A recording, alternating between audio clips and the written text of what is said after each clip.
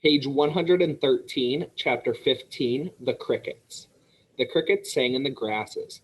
They sang the song of summer's ending, a sad, monotonous song. Summer is over and gone, they sang. Over and gone, over and gone. Summer is dying, dying. The crickets felt it was their duty to warn everybody that summertime cannot last forever. Even on the most beautiful days in the whole year, the days when summer is changing into fall, the crickets spread the rumor of sadness and change. Everybody heard the song of the crickets. Avery and Fern Arabelle heard it as they walked the dusty road. They knew that school would soon begin again.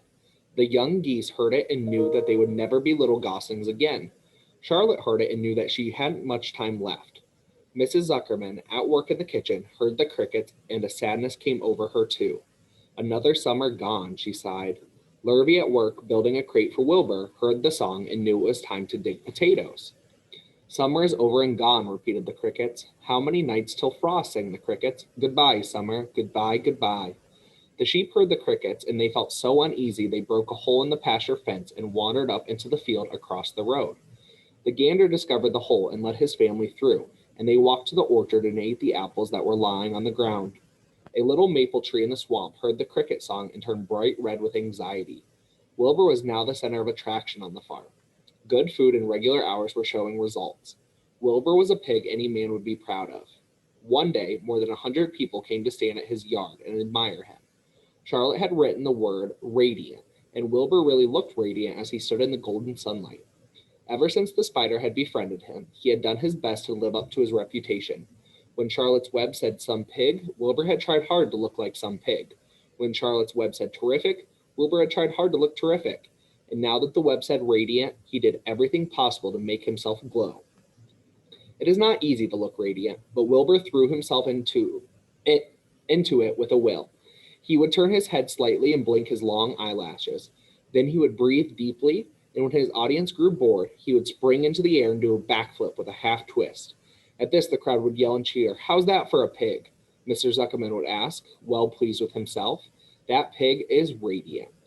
Some of Wilbur's friends in the barn worried for fear all this attention would go to his head and make him stuck up. But it never did. Wilbur was modest. Fame did not spoil him. He still worried some about the future, as he could hardly believe that a mere spider would be able to save his life. Sometimes at night he would have a bad dream. He would dream that men were coming to get him with knives and guns. But that was only a dream. In the daytime, Wilbur usually felt happy and confident. No pig ever had truer friends, and he realized that friendship is one of the most satisfying things in the world. Even the song of the crickets did not make Wilbur too sad. He knew it was almost time for the county fair, and he was looking forward to the trip. If he could distinguish himself at the fair and maybe win some prize money, he was sure Zuckerman would let him live. Charlotte had worries of her own, but she kept quiet about them. One morning, Wilbur asked her about the fair. You're going with me, aren't you, Charlotte? He said.